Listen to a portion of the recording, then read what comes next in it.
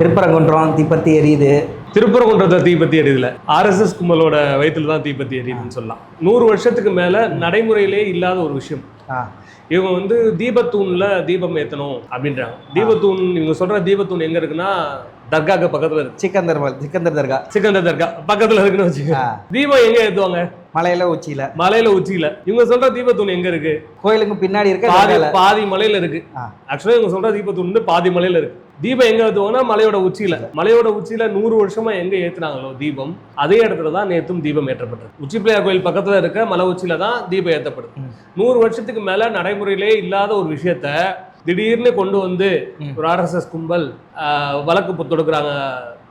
நீதிமன்றத்தில் மதுரை வழக்கு தொடுக்கிறாங்க. தொடர்ந்ததுக்கு அப்புறம் நேத்து நீதியரசர் வந்து ஒரு தீர்ப்பு சொல்றாரு.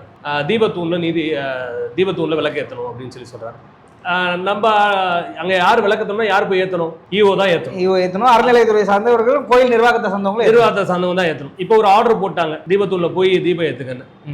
அங்க தீபம் ஏற்றப்படலை. சரிங்களா? இவங்களுக்கு டைம் 6 மணி வரைக்கும் இருக்கு. இவங்க 5 மணிக்கே வந்து கண்டெம்ட் ஆஃப் கோர்ட்டு போறாங்க. அப்ப 5 மணிக்கே போகும்போது டைம் 6 மணி வரைக்கும் இருக்கு, அதனால வெயிட் பண்ணலாம் அப்படின்னு கண்டெம்ட் ஆஃப் கோர்ட் எடுத்துக்கல. அப்ப மாண்புமிகு நீதியரசர் வந்து 6 மணி வரைக்கும் டைம் இருக்குல்ல, நான் 6:05க்கு வழக்கு எடுக்கிறேன். எவ்வளவோ வழக்குகள் இருக்கு, சாமானியன் முடிக்கக்கூடிய எவ்வளவோ வழக்குகள் இருக்கு. ரொம்ப முக்கியமான வழக்குகள் எல்லாம் இருக்கு.